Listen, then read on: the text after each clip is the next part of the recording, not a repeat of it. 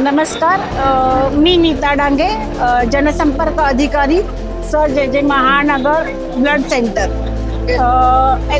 Sir जे महानगर blood सेंटरबद्दल तुम्हाला मी थोडी माहिती सांगते की ही मदर ब्लड बँक आहे. राज्य रक्त संक्रमण परिषद यांची ही ब्लड बँक आहे. हे राज्य रक्त संक्रमण म्हणजे स्टेट ब्लड ट्रान्सफ्युजन काउन्सिल हे मॅनेज करते. ही ब्लड बँक मॅनेज करते, ज्याचं कंट्रोल सर्व ऑल ओव्हर महाराष्ट्रावर सर्व ब्लड बँकेवर आहे.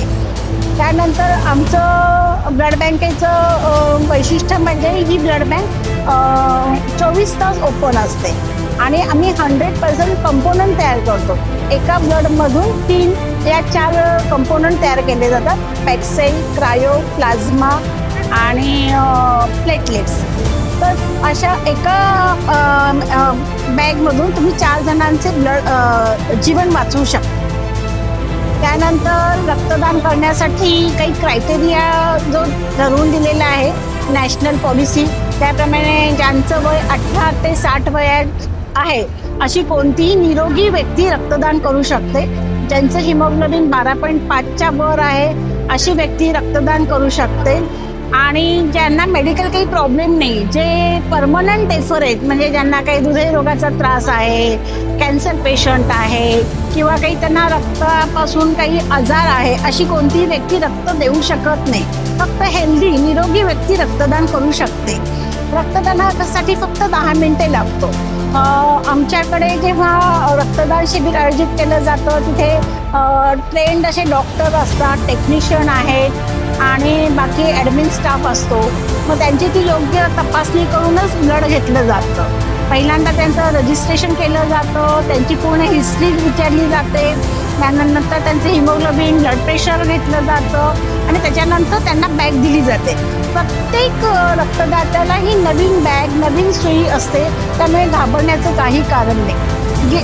घेतलेले ब्लड आहे त्याच्यात 4 चाचण्या केल्या जातात. त्याला बोलतात hepatitis B, hepatitis C, HIV, VDRL, typhoid आणि मलेरिया.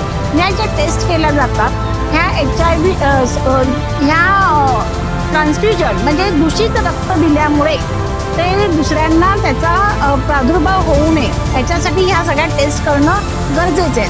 त्या टेस्ट केल्यानंतरच हे ब्लड पेशंटला दिलं जातं. आणि ब्लड कॅम्प ऑर्गनाईज करण्यासाठी खूप मेहनत आहे. काही आयोजक आहेत, त्यांची आम्हाला खूप मदत लागते. आज मंत्रालयात कॅम्प आहे, तर आम्हाला ह्या सुराज्य निर्माण प्रतिष्ठान फाउंडेशन यांनी खूप सहकार्य केलेलं आहे. रक्तदान शिबिर आयोजित करण्यासाठी अनेक शिबिर संयोजक आपल्याला जसे गरजेचे आहेत, ज्याच्यामुळे आपल्याला रक्ताचा हा जो तुटवडा असतो, साधारण मे ते जून जुलैमध्ये आपल्याला खूप रक्ताचा तुटवडा निर्माण होतो. कारण सुट्ट्यांचे दिवस असतात, वातावरण गरम असल्यामुळे पोषक असं वातावरण नसतं, त्यामुळे फार शॉर्टेज असतं ब्लड. तेव्हा खूप आयोजकांची आम्हाला गरज असते.